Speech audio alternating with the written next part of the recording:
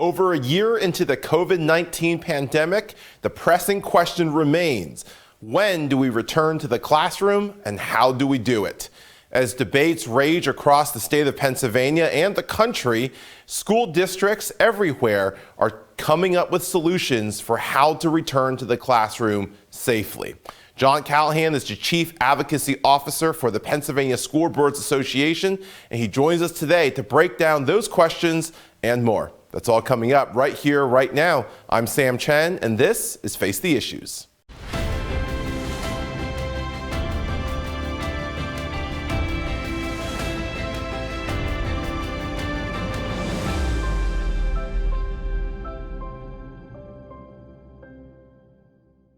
Good evening and welcome to Face the Issues. I'm Sam Chen. We're over a year into the pandemic and the pressing question remains, should we return to the classroom? And if so, when do we return to the classroom and how do we return to the classroom? It's not quite simply a Democrat versus Republican fight. It is a fight that talks about the mental health of our children, the physical health of our children, protecting them and their teachers against disease, while also trying to find the best path forward to give them a good education. It's full of nuance that's often missed in the sound bites that we see across our screens. And so today we're dedicating this entire show to talking about that very difficult question. And I'm so pleased to be joined by the one man who can do it. John Callahan serves as Chief Advocacy Officer for the Pennsylvania School Boards Association. He joins us right now. John, welcome to Face the Issues. Well, thank you for having me today. It's good to have you. And John, before we jump into this, I'll just ask you, how are you and your family doing amid all the craziness of this last year? Well, it has been one struggle to the next, as everybody else has been experiencing. But hey, you know, we're all kind of moving in this brand new world that we're facing, and I think it's been good. You know, hey, at this stage, things are much better than they were back in March, right? That is very true. That is very true. One step at a time is how we get there. John, I want to start by talking, just kind of refreshing this last year, the challenges of COVID-19. Obviously, when last March occurred, schools went virtual. There was really no choice. We didn't know what we're dealing with. We weren't really sure how long it would last. I remember 2 weeks to flatten the curve, and we didn't know what we were dealing with. But even going virtual proved to be a challenge for some schools in different school districts across the state. What was it like for the school districts that you guys represent? What was that process like? Well, it was, I mean, we feel like we're going way back in time, but it was only basically a year ago, right? So, a year ago, when we first ran into this right head on, school districts were kind of struggling. I mean, everybody was struggling at the time. What do we do? How long is this going to last? How do we protect our students? How do we protect our staff? And when we kind of worked through that, there was a lot of challenges to be faced. I mean, number one challenge was, okay, now we're going to go virtual all of a sudden. And a lot of our school districts already had an online program, but that online program was only built for maybe 100 students at most in many cases. And now they had to go from 100 students to the entire breadth of their student population in maybe one night, which was pretty much impossible. But a lot of school districts were able to do that. And in some school districts, it took longer to actually execute that completely virtual program because of all kinds of different challenges. You had students that didn't have the equipment. Students that didn't have broadband. And to be honest, even now we still struggle with that. We don't have students that have access to broadband right now. We don't have students that have a laptop in their hand. So those problems were kind of the wall we kind of had to get over when we first hit this pandemic and closing and going completely virtual. And that took months, sometimes, 2-month program to kind of get through. I'm happy to say that now, you look at our programs now, much more robust online programs, much more, we've actually, many schools have actually supplied those laptops. So a lot of more students are not having to deal with that issue anymore. And broadband, that's been expanding, but still, I'll leave that open and say that's still a challenge. If you're in any of the school districts, sometimes there's just the spots you can't find any kind of access. And we still have students driving to the local Starbucks to actually connect in to a virtual program, which is just a shame. One of these days, maybe we'll fix the broadband thing.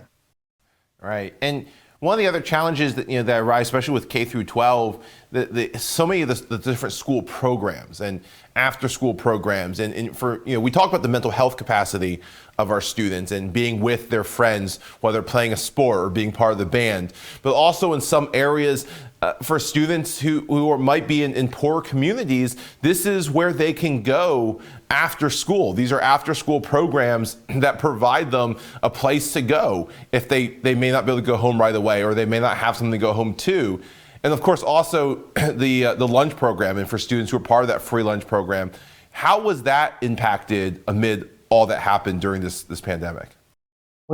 I love it. You've kind of hit the first wall we hit was technology and delivering the curriculum. The second one we hit was those kind of ancillaries, but they're so important, from the sports and the music and the plays and all the other kind of non-curriculum topics that we kind of deliver to our students and guide them through. Those were all impacted. So that was a secondary wave, I guess you could say, of things we had to face. And I'd even go further and say, we had a whole different situations with our English language learners. We had to kind of figure that out. How are we going to translate over Zoom or whatever the connection is? We also had special education. How are we going to deliver special education in a completely virtual environment and make that work? And so many people adjusted to having that happen. And then you even referenced one of the things I'm really proud of, actually, is many people don't realize that schools deliver hundreds of thousands of lunches, meals a day to students across the Commonwealth. That service suddenly was stopped right there when we went completely virtual. And we had to figure out how to deliver meals in the middle of a pandemic in a completely new way. I think even around your neck of the woods, people set up different hotspots or hubs just to deliver those lunches. And I'm really proud of our schools for doing it in a completely different way. But we actually delivered lunches and breakfasts than ever before during the pandemic. So, I guess that's maybe another lesson, is the pandemic did stretch us in this instance with food and lunches and delivering those services, but it stretched us in a good way. And I don't think that's ever going to change. We're going to continue to do it in the new way, where we can deliver that important need to the community in a better, more efficient, and more direct way to kids. So, I guess that's one of the small outcomes of this thing. But yeah, all those different structures that you automatically assume, just the school's going to provide, they all had to switch, and they all had to change, and they all had to improve overnight almost. And that in itself is a feat. I got to thank our administrators and teachers for making that switch incredibly quick, or as quickly as possible. But wow, we are a whole different system than we were a year ago. And I love the fact you brought up the lunches, because delivering all that food was critical to all those students and all those families. And I think almost all our schools really carried through with that. And I'm very proud of that. I think we all should be proud of that. And to your point, necessity is the parent of innovation. And we saw a lot of innovative ideas. I mean, you've seen the stories. I've seen the stories of teachers that would bring a whiteboard to a kid's house and stand outside the screen door, or would check in, visit, call. You hear about the Zoom get-togethers, and I think they were doing, Zoom hangouts before we were doing Zoom happy hours at our respective companies. And so, John, let me ask you this. PSBA, you represent the 501 school districts across the state, over 4,000 school board members, if I'm not mistaken. This is a very diverse state, politically diverse, but also just in demographic. Pennsylvania's got urban centers such as Philadelphia and Pittsburgh.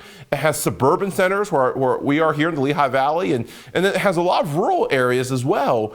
Were these challenges different in the different areas, and how difficult did that make your job? I mean, you're spot on with the fact that, Pennsylvania is so diverse to begin with. And, the challenge there is, that you have to deliver these services in different ways for your community. So really, I mean, the advantage of school boards is that you have a deliberative body that's going to attempt to deliver the education or the curriculum or the services in the way that best meets their community. And that's really what we have is we have these school districts built across the state to really serve their community in very different ways. So you're right. When it came down to Montgomery County versus Pike or Dauphin or wherever, or up by Bethlehem, they're all doing it a little differently. And so necessity is the mother of invention. There were different approaches to all of this. Some schools did stay open, are physically open the entire time, except for the forced shutdown. Other schools have been closed ever since and have been completely virtual. Other schools made the determination that we can actually be open Monday, Tuesday, and maybe Wednesday we're closed, and then Thursday, Friday we're open. Maybe half of the student body comes in because we don't have enough room to spread students out in order to meet COVID guidelines. So depending on your local situation, each school board, each administration had to make those determinations, those nuances. And it did put school boards in a very difficult position, a position that, the state said, here's the guidance, but you as the locals make the decision, which we would prefer. But at the same time, very difficult position for school boards who aren't, we're not medical doctors. We're not experts in viruses, we had to make those decisions. I think, the men and women who serve their community really tried their best to make the best decision, the best decision they could with the circumstances. And it continues to change and modify. But not an easy situation that we were put into. But I think overall we're performing pretty darn well. Certainly a thankless job sometimes being on the school board, but one of the most important. John, I appreciate that insight. When we come back, I want to talk about what it looks like, especially now heading into the next academic year, what that would look like, potential changes for these different school districts. So don't go away. We'll be right back. Welcome back to Face the Issues. John Callahan, the Chief Advocacy Officer of the PSBA, is with us. John, thank you again for taking the time, and of course for all the work that you do on this incredibly important issue anytime, but especially here amid the pandemic. John, I want to shift the conversation to something you had said when we went to break about schools coming back and how different schools in our state, very large and diverse state, different schools have taken different approaches to it. The reopening debate is very heated. It is being debated across the country. It has, like every other issue in our country, taken up political sides with a lot of political rhetoric. What has been the PSBA's position on this? Well, first off, everybody wants our students, our children to be back physically in the building. So I want to kind of say that, from our position as a school board association representing all these diverse interests across the state, we want that to be a local decision, because this kind of decision is not something that you can say, across the state, oh, you're all going to be open, or you're all going to be virtual, or you're all going to be hybrid, whatever it is. It's all very much a local, prognosis. So you're going to, or I should say a diagnosis. You're going to take a look at your community. You're going to figure out, what's the spread? What's the size of our buildings? And how do we have to modify things to make sure our students are safe? How many students do we have? How large is our district? How small is our district? There's all kinds of different factors that go into it. And when you're taking all those factors together, you're going to come up with a different solution in almost every community, as we're seeing right now. Like I said before the break, we have some schools that have been open, quote unquote, open physically this entire time, this entire school year. And that's because their community and the shape and all those other factors kind of played into it. They said, you know what, we can do this safely, and this is how we're going to do it. Whereas other school districts looked at it and said, you know what, our building size, for instance, doesn't fit enough students in here. We're not built for having this many students, so we need to space them out. And the best way to do that is have half of our school district in for Monday and Tuesday, and the rest in for Wednesday and Thursday, and then Friday we're all virtual. School districts have approached this in so many different ways. I got to say right now, though, that most of our schools are heading back out of those those virtual environments to maybe a hybrid, or maybe they're taking the hybrid environment and they're switching that to a in-person environment completely, or maybe even they're doing that kind of Monday, Tuesday, Wednesday, Thursday environment, and then Friday's virtual. So I think you're starting to see that entire transition. I've been seeing that all across the state, is that we've been slowly moving to being completely in-person education. Because, I mean, the other outcome is, although we're doing virtual and it works for some students, it is also not the greatest for other students. So I think, getting students back in the classroom is certainly going to improve our ability to educate. John, you mentioned the challenges with online school. You said this is why everybody wants to be back. And certainly, I think that there's agreement on that. Whether teacher unions or teachers or parents, there tends to be agreement that we would love to be back. The question is, how do we do that, and can we do that right now? So obviously, we know the challenges of virtual school. We talked about the mental health capacity. We talked about the extracurricular issues that come up with virtual school. The return to campus bit, you mentioned earlier some challenges, such as, can the school follow CDC guidelines given the size of the school, how many students you have, and so forth? Is that the biggest challenge to the reopening, the idea of the pandemic, the COVID-19 numbers still versus CDC guidelines, or what are the other challenges that these districts that are facing as they try to come back in person?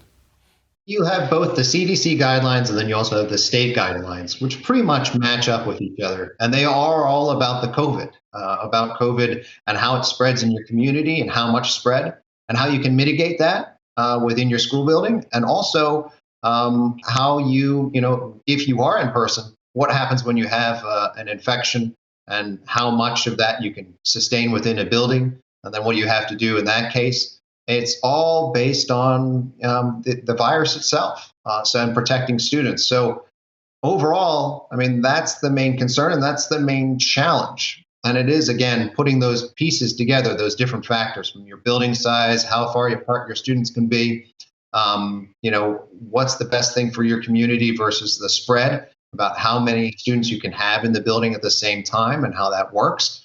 I got to say, it's all driven by the virus itself. And some of the different plans that we've seen, and these plans are listed on PSBA's website, different school districts coming in with different ideas. Some are doing the full reopen, as you mentioned. Some are still fully online. A number of schools has done the hybrid version. Some schools are doing almost a choice where students can decide if they're going to come in. There's a limited number of students that can come in, but students are given that choice if they want to come in or if they want to stay at home. Others have done something called tiered reopening. Is there one that works better than the others? What have you, you've seen all 501 school districts that work here. What's worked, what's not worked, what's been rethought? I wish there was one that worked, that was just the winner, because then that would just be wonderful, because then you could just have an answer. There's no golden, or what is it, a silver bullet. There's no one answer to this. They've all just been applied to the communities and seem to be working. And you're right. A lot of them are tearing themselves back. You'll hear in the papers, hey, X school district has made a commitment that on such and such a date, they're going to be in almost full time. And, they build up to it. Maybe they're able to execute it. Maybe they execute it for 3 or 4 days. Then maybe they're off because they have an infection that happens in the school, and then they're back in. I think overall people are moving that way, just over a trend across the state. But it's, again, all based upon your local decisions. One thing I want to say, though, is during this pandemic, we have learned so much about virtual education and having such a large student body participate in that. I don't think these things all go away in the future, because some of our students do succeed on virtual education platforms. Some obviously do not. I think in the future of education, we're going to see many different things next year. A lot of our schools are even starting to discuss what are they doing next year when it comes to education and providing that curriculum to the students. And there are certainly just a whole host of different ideas on how to deliver curriculum that we've never done before. And I think that actually is another example of a positive thing that came out of this pandemic is curriculum in Pennsylvania is going to be delivered way differently. And I think that is going to benefit the students at the end of the day. And it's an outcome of this. It forced us to do things way differently. And we've seen some of it work. We've seen some of it not work. We're going to stick with what works best for students. Yeah, one of the silver linings of the pandemic. John, one of the things that everyone's talking about is the vaccine. Obviously, there was talk about using the Johnson & Johnson vaccine for teachers before that was put on pause. The hope, what is your hope? What is your organization's hope as far as vaccines go? Is this a hope that all faculty and school employees are able to get vaccinated? Are you encouraging schools to have teachers vaccinated before they come back in the fall? What's the position and what's the hope? Well, a few months back, at one point, we weren't prioritized. Teachers weren't able to, be prioritized in the list of vaccines. We really pushed hard, along with some of our other, pro-education colleagues, to get that done. And the Johnson & Johnson shots were executed, and we had a lot of students, a lot of teachers that actually were vaccinated at the time. Our teacher staff or our administrative staff, a lot of them are vaccinated, and we would hope that we could continue down that line. Now, you can't mandate that they're going to be vaccinated, but you can offer it and make sure that that's there. And I think a lot of our administrators and our teachers certainly did take advantage of that to protect themselves and hopefully protect their students in the future. So we're seeing that trend across the state, and I think it's a good trend. John, I have to ask this on behalf of students all across the state. One of the concerns that we hear all the time is now that we've gone virtual, there will be no more snow days. Do you have a response to that? Not true. Sorry, student. Sorry. I don't know who to say sorry to. The parents, maybe. I think, and we've seen it. We saw it this year. Some of our schools who were virtual said, you know what? Our students just need a snow day today, and we're going to do it. And some did not. It just was, up to the local community. So, some of our schools still had a snow day when it was snowing, even though they were completely virtual. So I don't think they're going away. And sometimes, I think they're just completely needed. Personally, from a parent view, and I, as a kid, as a man who's young at heart, a snow day is always worth it. Oh, I couldn't agree more. John Callahan, thank you for being with us. Don't go away. We'll be right back. Welcome back to Face the Issues. John, thank you again for your time and for the work that you do. I want to close out by asking you something that is perhaps not at the forefront when we talk about reopening, being that health and our well-being is all at the forefront. But it's still nonetheless very important. And a lot of educators are concerned about learning regression among students, that even with virtual school, with all the mental health capacity components and everything else, that our students have regressed in some ways. And schools will have to address that. Is that a reality? And if so, what do you think the biggest challenge for our schools is, and how should they go about addressing it? That is a reality, certainly a reality that we're all dealing with. And I've got so many administrators across the state and school board members working on that now. And they're going to be, again, handling it on a very case-by-case basis. We've got summer camps being built just about catching students up. We maybe have some extended school year dealing with these issues. All kinds of resources are being pulled into dealing with the academic slide or academic regression that we face. And it's going to be around for quite a bit. So this is just the beginning of trying to address that issue.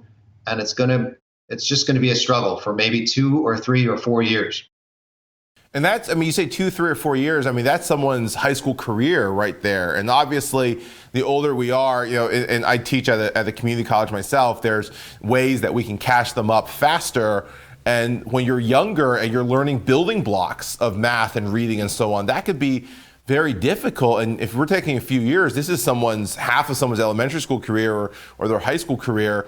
How optimistic are you that we're going to be able to do that and get these students ready for that next level when they're coming out? This is certainly the next challenge, and we could talk hours on it, but I think I'm optimistic about it. But it is a huge challenge for school districts and for parents and for our students, from young to the high school kids.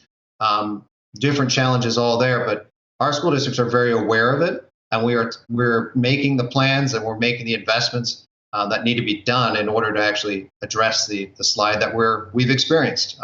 Everybody's been through it, and we've got to direct our resources to our students. That's really what's going to happen at the end of the day. And I would say, even right now, if you attend school board meetings or you're involved in your school district, being discussed right now. How are we starting to deal with it? How are we as a school district going to face this problem head on? And each district is facing it in a whole different way with all kinds of different ideas. So I think you're going to see a lot more innovation there too to address academic regression. Well, I think that's a great point, and a reminder that returning to normal is still just not just the end of everything, and we still have a lot of work ahead of us. John Callahan, thank you again for joining us. Thank you for the work that you do, and our best wishes to you and your family, your colleagues, as you continue to tackle these challenges.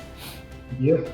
That is all the time that we have for tonight. I want to thank John Callahan for joining us, and of course, thanks to you, the viewers, for joining in. Tune in again next week. Until then, my name is Sam Chen. On behalf of all of us here at Face the Issues, thank you and good night.